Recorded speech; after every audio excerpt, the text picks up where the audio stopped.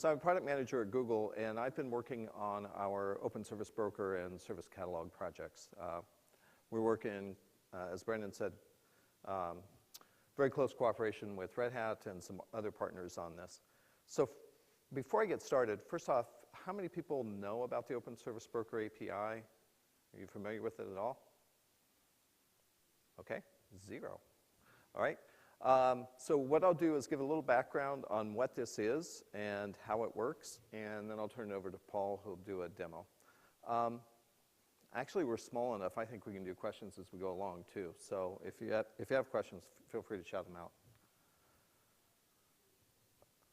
OK, so first, the Open Service Broker API. So this is an effort. Actually, it builds on work that Pivotal Cloud Foundry had in their broker model. December of 16, they open sourced that as part of the Cloud Foundry Foundation. So since that time, Red Hat, Google, IBM, SAP, Fujitsu, a number of other vendors have been progressing that. And we've made a number of enhancements. We've done things like add JSON schema, add other authentication mechanisms. The original model just had basic auth. So we've really updated that API and made it much more robust, much more able to handle all the applications we want it to do. The idea is that it's a model for consuming black box applications. So everybody talks about microservice architectures, and hopefully you're building your new applications that way. But we want to go a step further, and we want to treat services as black boxes. If you're a developer writing an application, say it's a shopping cart application or something like that for an e-commerce site, you need a database. You just want to treat that database as a service. You don't want to have to know everything about how to manage that. You just want to be able to say, I want, say, a MySQL or a Postgres or something. So you want to treat those services as black boxes. So that's where we want to get to, and that's what this API provides you, is the ability to get a service and treat it as a black box. So the URL is up there. It's easy. If you just Google for Open Service Broker, you'll find the API as the first thing that comes up. The second component here is the Kubernetes Service Catalog. Again, it's another open source component. We've worked with essentially the same group of folks. This is under the Cloud Native Foundation because it's a Kubernetes incubator project. So there's the link for that. The catalog is the consumption side of the API. So it's a component that gets installed in your Kubernetes cluster and gives you access to services. And we'll go into more details about how that works. So the catalog, again, is running in your Kubernetes cluster. What you do is register brokers with it, and it gives you access to things like storage mechanisms or ML APIs or whatever it is that the vendors that are providing brokers want to give to you. It handles credential management, and the way it does that is, we'll talk about the binding call. But as a result of the binding, credentials come back and they get plumbed into your Kubernetes environment. They actually get stuck in a Kubernetes secret so that when your pod starts, you have the information about how to connect to that service available to your application. It's a very extensible model. The API is open. Lots of people are writing brokers. So you'll see as we go forward that there are lots of things you can do, and you're going to see how OpenShift and the Google Service Broker are working together. And Paul's going to demo that. OK, I'm just going to touch on the API pretty briefly. It's a very simple API. The Open Service Broker API essentially has these 5 kind of operations. The first is catalog management. So the first operation is what the admin on the cluster is going to do. They're going to register a broker, or they can register multiple brokers. As part of that process, what happens is the brokers download the set of services that they offer. So for GCP, we offer things like Spanner and BigQuery and Cloud SQL and lots of storage mechanisms, PubSub. The services are downloaded into the Kubernetes catalog, and then the rest of the operations there, the provision, bind, unbind, deprovision, are the steps that the developer takes to actually start using services. So the first thing is typically an admin does that once or very few times in the cluster. The other 4 calls are done much more frequently. So the provision call, this is, I want to create a new instance of something. I want to create a new pub subtopic, is what you'll see in a few minutes. I want to create a new database. I want to create whatever it is that the broker offers. I want to create a new instance of that service. The binding operation, this is the one that throws people at first a little bit. The binding is what we use to connect to the application from a permissioning perspective. So what happens is once you've created, say, a MySQL database, then you want to get credentials to talk to that database. So the binding operation will return to you what's the address of the database, like if there's a username and password that's been created, that's what gets returned in the binding call. That's what gets plumbed into the Kubernetes secrets. And then the unbind and deprovision are, when you're done, obviously, you can delete these things. Okay. Can you guys at the back read this? Okay, cool. All right, so what I did is just laid those calls out in a diagram here. So first off, let's talk about the blue box in the upper left. Paul gave me a handy-dandy little pointer here. So the Kubernetes Service Catalog, again, this is an open source component. You install this in your cluster. Paul's going to show you it installed at OpenShift. It has some Kubernetes resources defined. The cluster service broker, the service class, the plan, instance, and bindings. So those are all Kubernetes resources that get defined.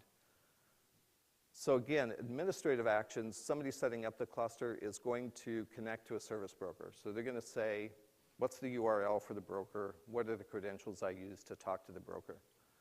The broker has a set of things that it knows how to create.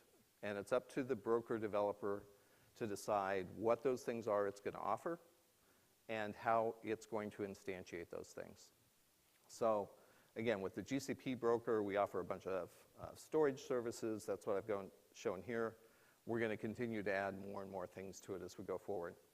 But these first two operations are, I just want to connect to a broker, and what comes back is a catalog of information. What are the services and plans that this broker knows how to deal with? So I didn't really talk about what a plan is. Think of it as a set of options. So a service, let's say that, let's take MySQL again. Let's say the broker writer wants to add a standard version and an HA version. Those would be two different plans. And they would say, I have MySQL as the service class, and then I have two different plans. That's what shows up in the catalog. And when the developer says, I want a MySQL, they just make the choice. Do I want the standard or the HA? That may result in different pricing, different parameters, whatever it is, but they can choose between those plans. So speaking of that, that's what happens here. So the next step is after the catalog's been downloaded, and now the catalog has a list of everything that can be created, the developer will come in and they'll say, I want MySQL, the standard plan. Well, actually, let's use PubSub since that's what my diagram says. So I want a PubSub topic. For GCP, what that means is we will go off and we'll create the PubSub topic.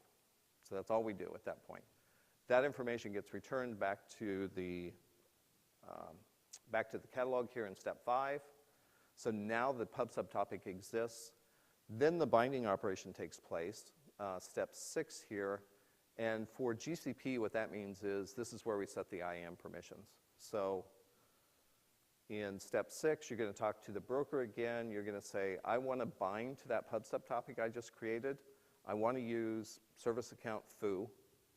And what we'll do over here is we'll talk to PubSub and we'll set the IAM permissions on PubSub topic foo to give you access to service account foo.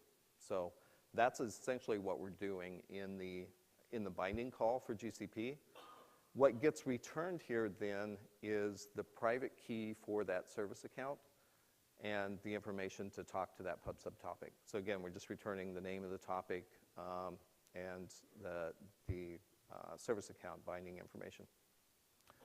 So now that gets stuck in secrets in step 9. Now when your application starts, it's going to read those secrets, and then it just starts talking to the PubSub topic. So no, we are not in the data plane at all. The Open Service Broker API is all about the control plane. How do you create an instance of a service? How do you get the connection information for it? And then how do you deprovision it when you're done? So it's really a pretty simple API. Does that make sense to everybody? Again, we have time if you just want to shout out questions. But it really is a pretty simple API. We're just in the control plane. You can create services anywhere. From the user's perspective, they don't really need to know or care. So if I go back up to here, the connecting to a broker, the administrator could connect to 3 different brokers if they want. They could register the GCP broker, they could register a broker that the IT department built that knows how to create MySQL locally. They could connect to a SaaS vendor that provides MySQL. All of those entries would end up in the catalog, and the developer could choose, do I want the GCP Cloud SQL, MySQL instance? Do I want the one my IT department provides? Do I want the outsourced SaaS vendor? All of those things are provided through the API, and you can just choose, and the developer doesn't really have to care too much about how that thing gets created, where it's created. It just happens for them. Okay? So I think that's all I have. I'm going to turn it over to Paul and let him do a demo.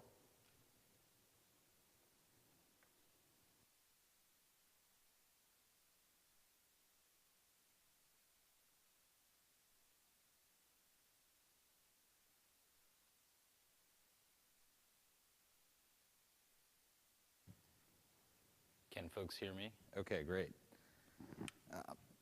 So computers like power, so I'm going to plug mine in.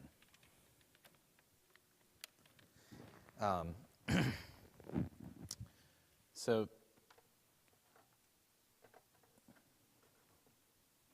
Paul's clearly going for a very big demo. He's concerned that it's going to suck up a lot of power here in the last couple minutes. So hold on while this goes through. Yeah. So we have, I would say, a little bit of time margin. So at any point, if you have a question, feel free to just interrupt and we'll handle them. I am going to spend a little bit of extra time contextualizing some of what I'm going to show you so that it's easy to match up with the diagram that Chris just showed. Let's start out by taking a look at the OpenShift Web Console. So what we're seeing now is a view of the services in the service catalog. And to contextualize this with the diagram that you just saw, these Google services, like BigQuery, PubSub, which we're going to take a more detailed look at in a minute, and Spanner as examples, these are services that were returned when the service catalog contacted the GCP broker and said, what are you going to give me? So when that happens, that payload that contains information about services and plans is transformed into Kubernetes resources in the service catalog API group that are what the OpenShift console is showing now. So to just expand on that a little bit, I want to show, get ready to see some YAML. So if you prefer to see JSON, just avert your eyes maybe.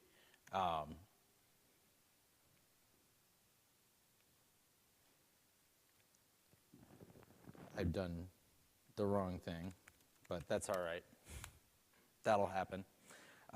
What I'm showing here is a resource called Cluster Service Broker.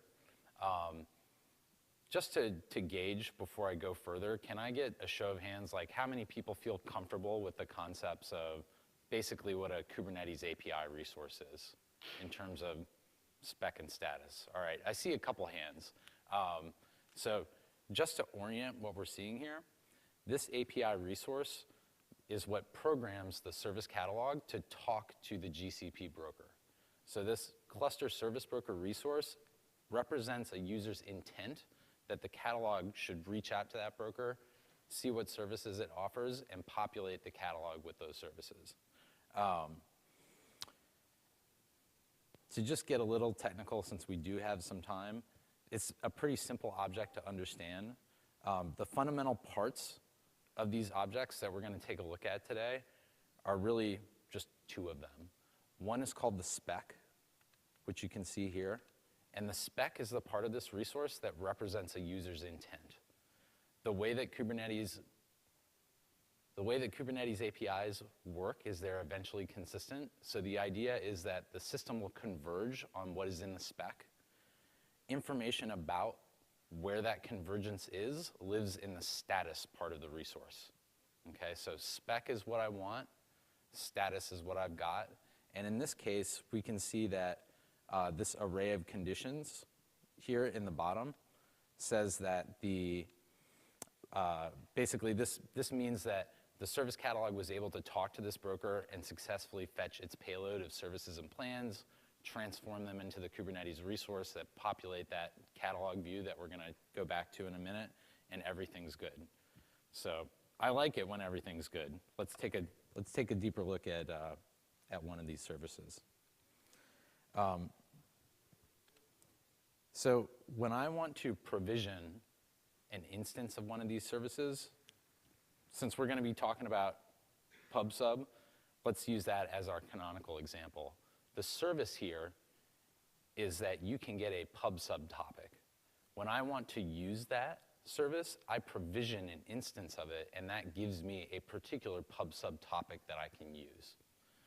When I want to use that PubSub topic in an application, I make a binding to it, and that's going to give me the coordinates and credentials, maybe some quaz settings, quality of service, that are what allow me to use that in my application.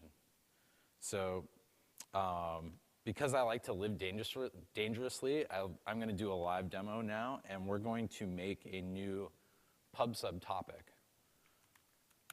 Whoops.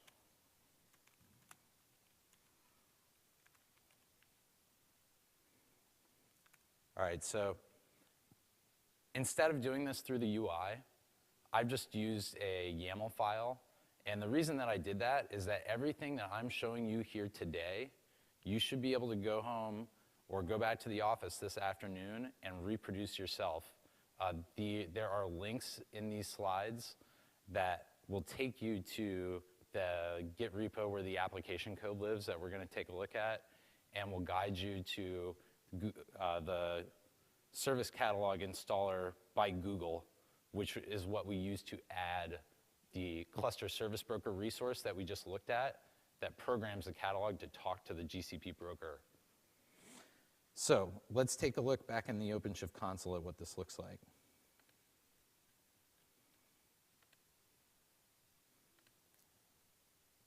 The view that I'm showing right now is the collection of service instances that we've provisioned into this particular OpenShift namespace. And here's our Cloud PubSub one. So we can take a look and see here, we got a nice green check mark, the universally appealing iconography to let a developer know that everything is good, the green check mark. It's so soothing to see. So this means that what has happened is we created a service instance resource, and that represents our intent that the service catalog should provision a new instance of that service that gives us that PubSub topic. And the catalog, since I've provisioned that and talked through that with you, has already done that. It's ready to go. Now we need to bind to it in order to use it in our application. So I'm going to do another YAML file here. And after this, if folks really are interested in seeing what these resources look like, we have plenty of time, I think, to dive into that.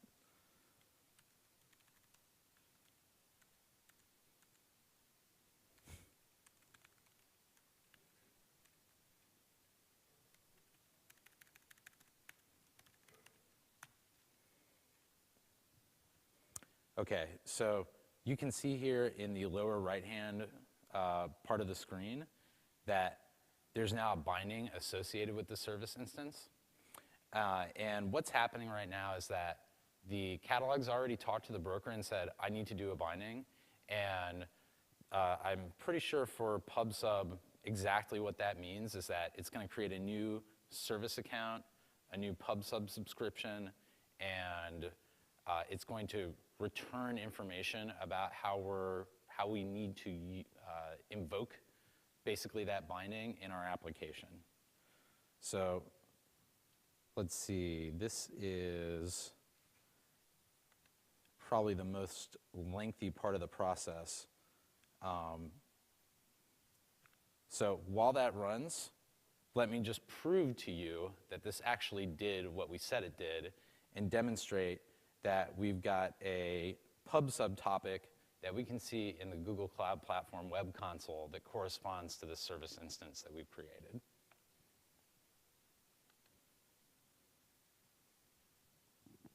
Okay, looks like the binding worked correctly. So we are going to go to our sample application, which is a bookstore.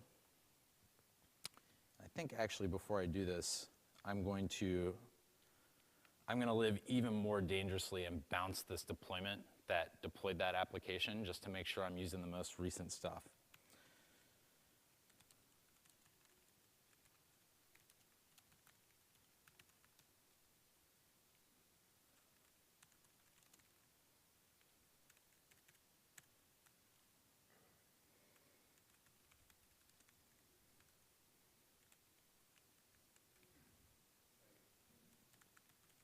So I'm just going to bounce this pod quickly. And we'll see a new one start to come up. So this new one's in container creating. It'll be up in a second.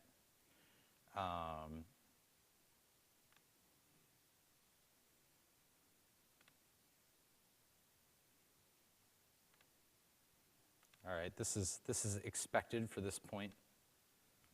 I'll just reload this a little bit. All right, there we go. So, I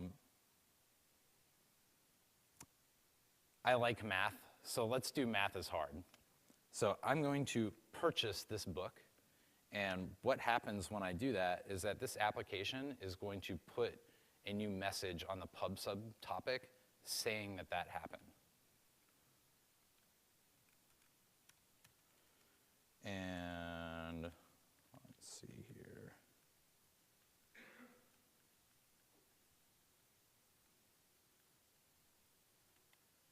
Sorry, folks, I think I got my tabs mixed up.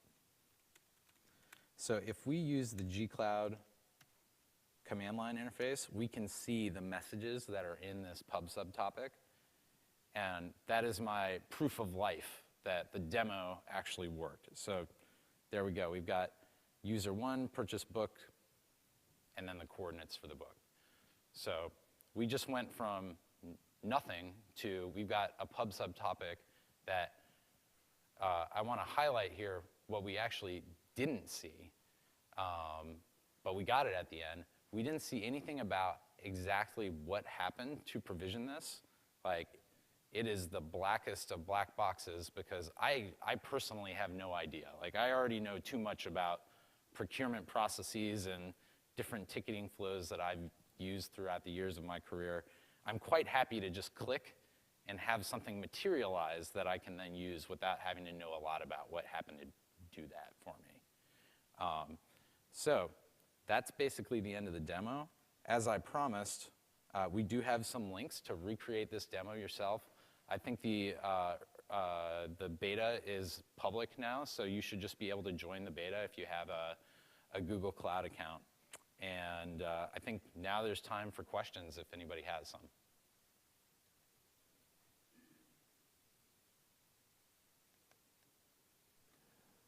Some context just for you all in regards to what you saw both this morning around the machine learning. We obviously used, from this standpoint, this is a quick binding to a pub subtopic, but as you saw, we had, 4 or 5 others there that you could quickly grab any time, as well as the rest of the Google Service Catalog. Obviously, the place that we're seeing a lot of interest in customers, like you said this morning on Kohl's, is saying, hey, we just developed the application, but I need to have access to tools, and I want to be able to translate that application, right? I want to give my developers the ability to do translation on this. I want to give my developers the ability to analyze your picture data. You name it. So that's usually that's where our customers are starting, as kind of Cassie had taken. If you'd seen it, sorry, Cassie was the one that did Keynote today. She spoke about kind of generally how people start on this. And so this is an enablement, again, this is running, I believe this is running on your laptop, right? That's right. Yep. So this is a laptop with running against the Google Service Broker. If you wanted, you could run your OpenShift cluster in Google and run it there. You could run your OpenShift cluster anywhere, right? Again, that's kind of the core to this notion is how do you get access to the very best services that anyone offers in a very seamless way. We went through it well, but I think one of the other pieces we see a lot of value to is the seamlessness that Paul can get to it. He gets access to services, but then the control level that comes through the service catalog. To the teams that can choose, the admins, the IT directors, can decide what pieces in that catalog you do or don't want to consume. And that's obviously very powerful. So it has both the pluses of quick access, giving the power to a developer for exactly what they would want when they want it, already built in with the full RBAC and everything as Paul had shown you, to ensure that you either get access to only a part of the catalog if that's all you want, or if you use that piece of the catalog or using the service, the entire security mechanism plays all the way through it in any way you want. And so it's designed to be really simple and seamless, but it's extremely powerful in iterating through and, for lack of a better term, generally supercharging apps is generally what we're seeing right now as the primary use cases, and kind of where you expect to go. But I'll pause. I just filled some dead space there. Same thing. Any questions or any problems? What things you guys are trying to solve? Please.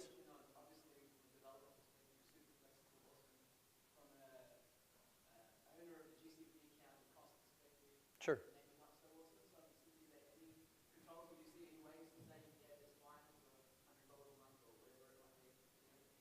I see. So let me make sure I'm going to parrot this back to make sure I'm hearing. What you're asking is, I want the availability is good, the security is good. I would like to also have a cost piece to that. We do have cost controls you can set on projects, right? So I'm architecting on the fly, which is a terrible idea, and Chris will, and I'm being recorded while architecting on the fly, while not having a valid license to be doing it. But I'm going to do it anyway, just because it's fun. I suspect you could put that in a specific project that has, and then you just set a cap on it, right? Now, trade-off to that is obviously don't put a cap on an application that's going to, customer facing and you want to have an upside. That might be a much better option would be to put an alert on it, right? So generally we would see customers would put an alert when it hits a certain, cost number, and when it hits that, you can set thresholds. Sure, yeah. So make sure that no one blows anything up too crazy, yeah. We have those cost controls by a project level, and then there's also certain areas that we found extremely important. We have a tool that he had up here. It's called BigQuery. BigQuery is our data warehousing tool. It's extraordinarily powerful, but it does actually allow you to do star doc select across many terabytes of data and get it back in a few minutes. And there's generally people don't quite understand. Like when it's quick response time, we sort of don't think about what actually just happened. So even on that one, we have cost controls that you can very clearly set in there. So all of these doable. Any thoughts? Yeah, I was just going to. And that's also interesting feedback of having the cost piece in here could, it might be bound not where it should be in the service broker, but. Yes, there's nothing built into the service broker itself. As Brandon mentioned, it's on the project level. But that can be a very powerful tool and a use of the broker, because what you could do is, as Paul showed, he's working on his laptop. So he can be connected to a broker in a project that has a very small quota. And then the nice thing is he could take that same container, maybe he's stored it in the container registry. He can move to a project that has, let's say, staging or prod that has a much higher quota. No code change at all. What he's going to do is bind to a different resource. So before he might have been using, again, Cloud SQL with a MySQL instance in a project with very low quota. He moves his container to the production project, just changes the binding, What that means is container reads different information. Now he's using the Cloud SQL in a project that has a much higher quota because it's your production cluster. So right now we just use the quotas on the project. If you really need more information about the service level cost, I'd love to talk to you more, but right now what we use is the project. Hope that helped. Yeah. Good, I've just architected on the fly. You should write that down and then double check it. Yes.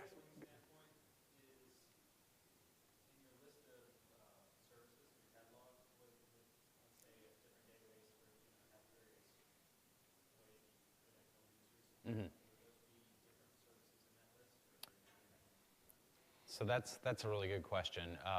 Just to make sure this shows up on the recording, the question is, take for example a database service has a number of different types of accounts that you might want to create with different permissions.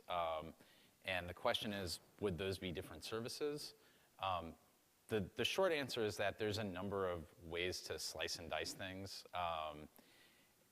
Provision operations and bind operations can take parameters, so it's possible for a broker to report as part of its payload of which services and plan it has, a JSON schema that says, I take these parameters, and what will actually happen is the OpenShift Web Console will dynamically generate a form when you provision or bind that corresponds to those parameters, so you can, for example, parameterize the connection type in a binding. There's one of the effects of being a black box is that there's not a prescriptive way that this kind of thing is modeled. So there tends to be some variance depending on individual subjective tastes of the folks that develop brokers and plan out which services and plans there are. Does that answer your question? Okay, great. So just, again, a little bit more information on the GCP broker. What we do in the binding step is set the IAM permissions. So if, for example, if you went to our UI and created a spanner database, your spanner instance will get created. Then in the binding step, again, as part of the open service broker work, we've added JSON schema. So one of the things we advertise is what permissions do you want on that spanner database? Are you an admin? Are you a viewer? Are you a writer? Those can be done in the bindings. So you could actually create your spanner instance in the provision call. And then if you had in your cluster both a reader and a writer, you would do two different bindings, one with the permissions to do the write and one with permissions to do the read. But those are just options, like in our UI, they're just checkboxes, or you can put the parameters in the YAML file. So.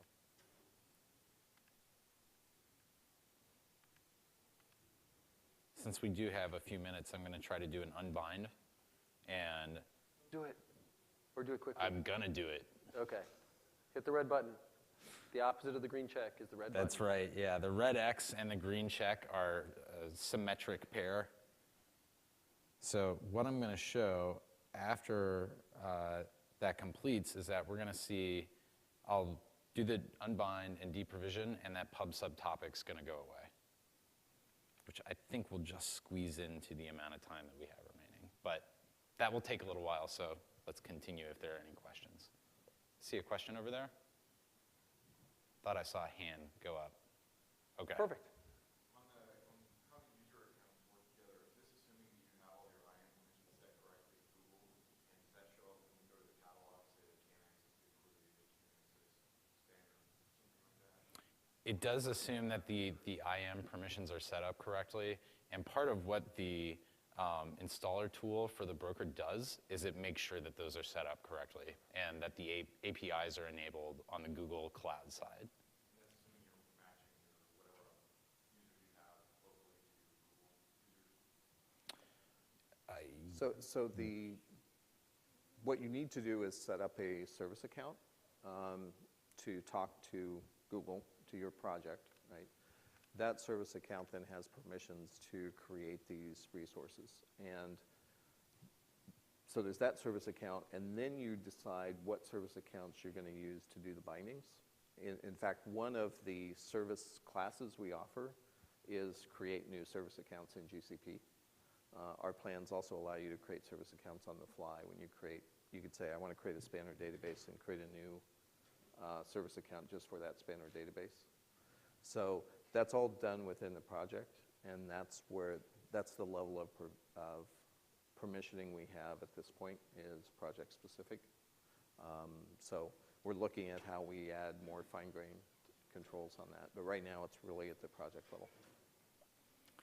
So our service instance was fully deleted in the service catalog, which means that deprovision happened at the broker, and we should be able to go in here now and just refresh and see that we don't have any topics anymore. So the deprovision did result in that topic being deleted out of our Google Cloud account. Quite useful back to your cost conscience. You're seeing now the notion that your open service broker, because of this, means that when you delete it, you delete it. So this is extremely useful, for example, that you don't end up with like orphan stuff hanging out all over. Exactly, yeah. Which will make a total mess of your bill. Unless you're on Paul's laptop, in which case, feel free. So but we actually do charge for resources. There are a number of parts of what you have to do to implement the platform side of this to make sure that if something goes wrong, that you continually try to delete the resource that you created to make sure that you don't have leaking resources or orphaned resources, just to circle back to your concern around costs. Perfect. I think we're at a good time. I'm happy to wait. We're here. If you guys, some previous questions, certainly any general questions around Google and Red Hat, love to chat with you. If you are interested in AI and you want to develop your own, we have an AI kit downstairs that you can develop, functionally run your own Google Home, and some stuff down in the booth. So happy to engage with you guys over there. If you do want it, though, bring your laptops, because the laptops have been oversubscribed for the entire time we've been here. So we'll give you a card, you can do it, we'll help you get there. You do a couple codes, and you get a full AI kit if that's something you have interest. And here, very interested to know what else you guys are trying to do. Obviously, feedback's great, thank you. I think some of these use cases are the crystal ones that, you know, I don't think I'd ever even really thought that much about the cost on the upside and downside until you said it, and I was like, that's extremely valuable and matters a lot. So we appreciate you guys just both asking the questions. Please go use them. Join likewise. I mean, these guys run this in the open, so if you're interested in just hearing what they do, Yeah. I think it's what, every other week? It's every week. Every week. So Can't every stop. week, every Won't week, stop. you're welcome. Like, it's posted in GitHub, everything in terms of what's going on. Feel free to jump in and listen as you're getting up to speed, or if you have some points of view. Obviously, we'd love those. That's how we got here. So, Yep. guys, thank you. Thanks for coming, everybody. Paul, thank you for the demo. That was great. My pleasure.